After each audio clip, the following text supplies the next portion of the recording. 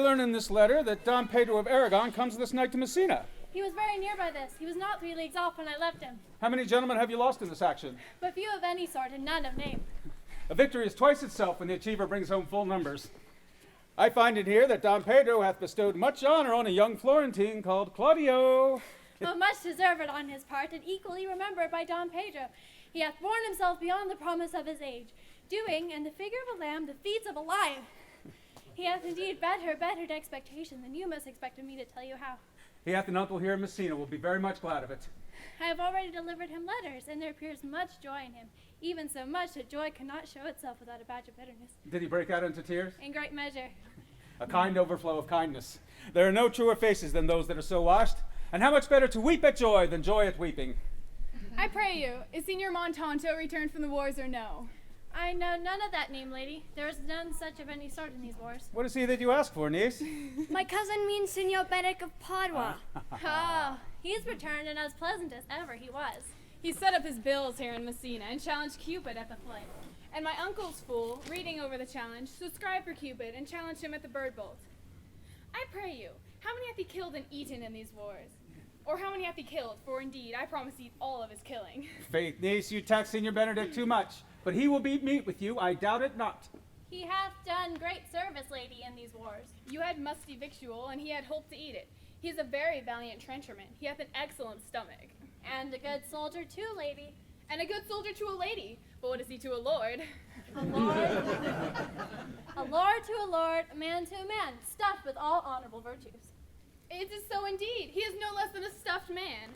But for the stuffing, well, we all are mortal. You must not, sir, mistake my niece. There's a kind of merry war betwixt Signor Benedict and her. They never meet, but a skirmish of wit breaks out between them. Alas, he gets nothing by that. In our last conflict, 4 of his 5 wits went halting off, and now is the whole man left to be governed with 1. So that if he have wit enough to keep himself warm, let him bear it a difference between himself and his horse, for it is all the wealth he hath left to be known a reasonable creature. I pray you, who is his companion now? He has every month a new sworn brother. It's possible.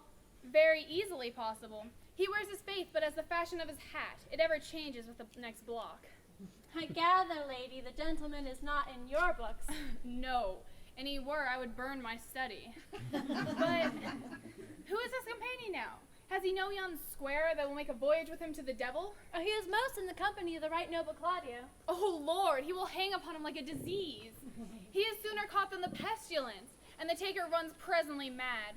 God help the noble Claudio. If he hath caught the Benedict, it'll cost him £1,000 ere he be cured. I will hold friends with you, lady. Do good friend. Niece, you shall never run mad. No, not till a hot January. Don Pedro has approached.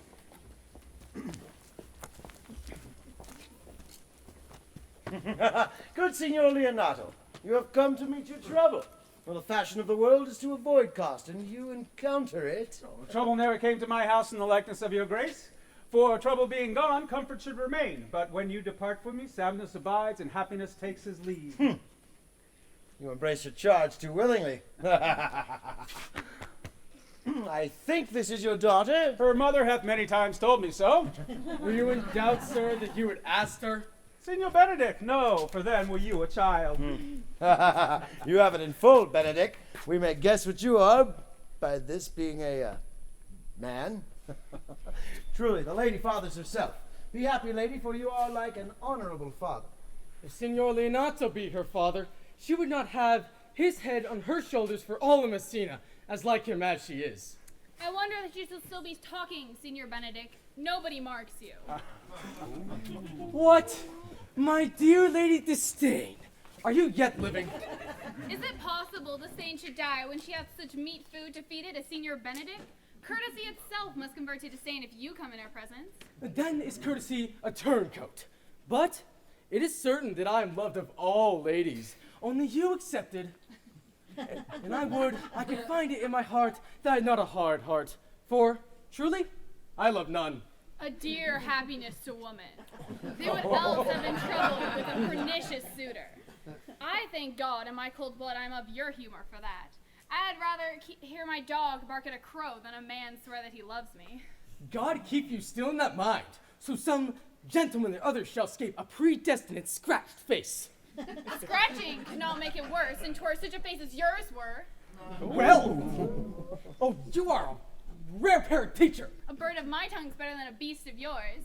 I would my horse have the speed of your tongue, and so good a continuer. But keep your way. In God's name, I've done. You always end on a jade's trick. I know you of old. That is the sum of all, Leonardo. Signor Benedict, Signor Claudio, my dear friend Leonardo, hath invited you all. I tell him that we shall stay for at least the month, and he heartily prays that some occasion should detain us longer. I dare swear he is no hypocrite, but prays from his heart. If you swear, my lord, you shall not be forsworn. My lord, let me bid you welcome. Being reconciled to the prince your brother, I owe you all duties. I thank you. I am not of many words, but I thank you. Please, your grace, lead on. I'll give me your hand, Leonardo. We will go together.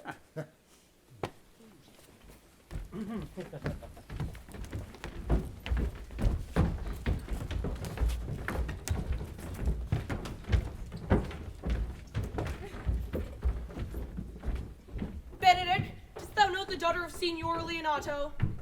I noted her not, but I looked on her. Is she not a modest young lady? Do you question me, as an honest man should, for my simple true judgment?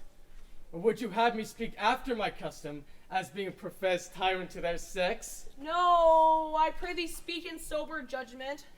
Why, in faith, methinks she's too low for a high praise, too brown for a fair praise, and too little for a great praise.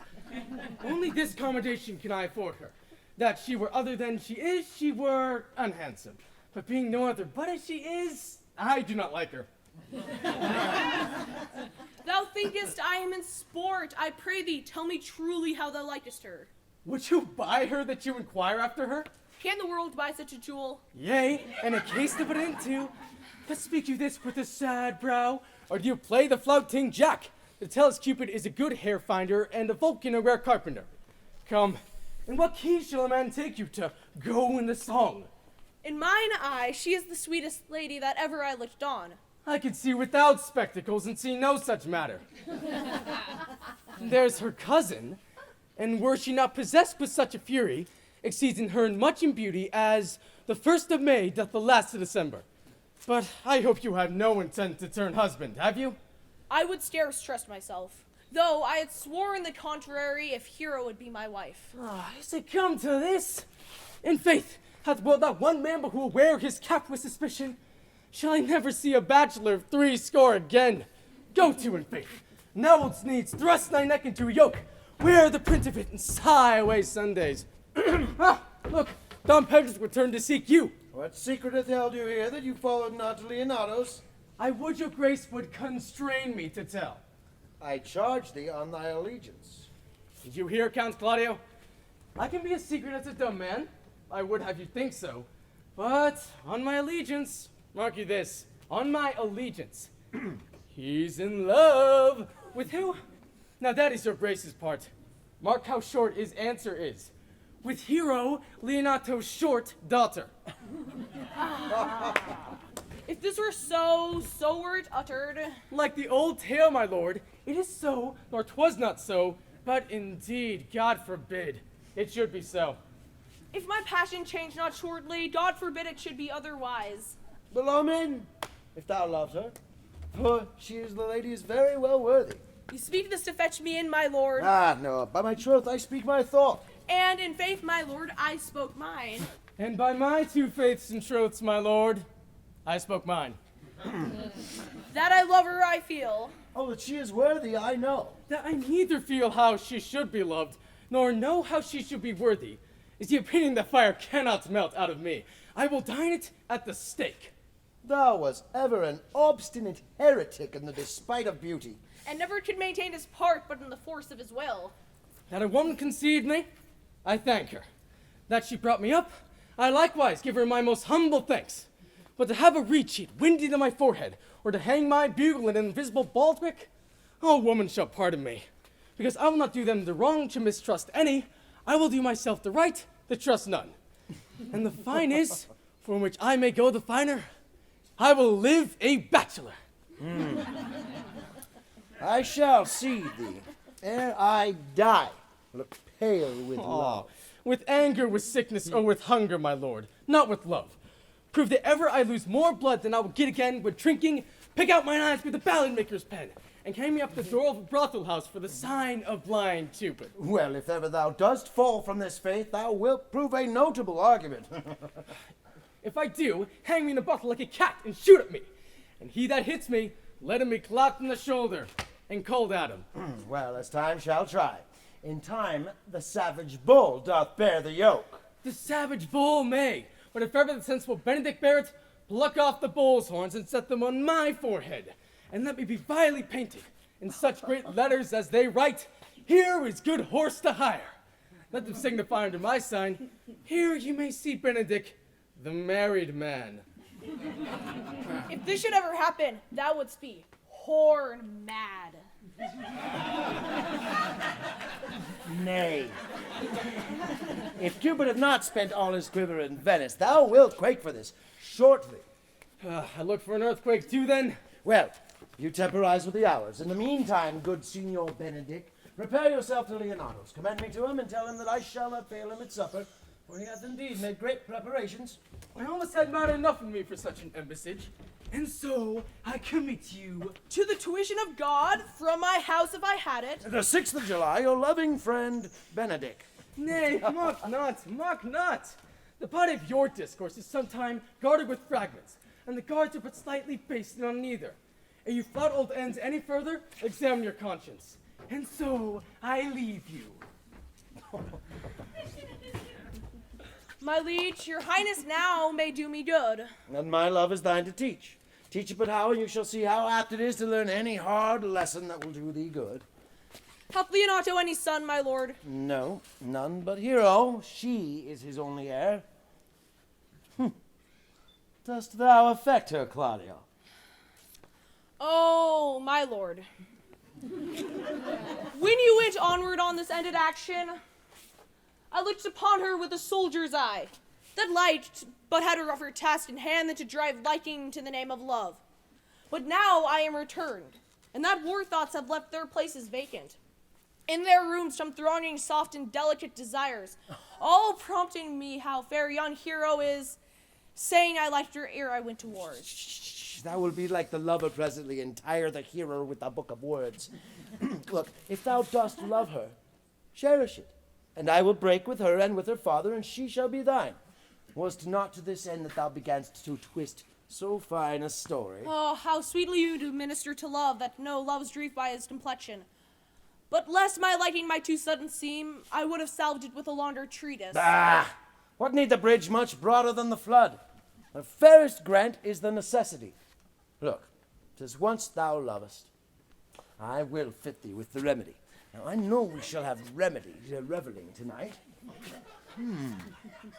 I will assume thy part in some disguise, and tell fair Hero that I am Claudio, and in her bosom I'll unclasp my heart, and take her hearing prisoner with a force and strong encounter of my amorous tale. And then to her father will I break, and the conclusion is, she shall be thine. Come, in practice, let us put you present.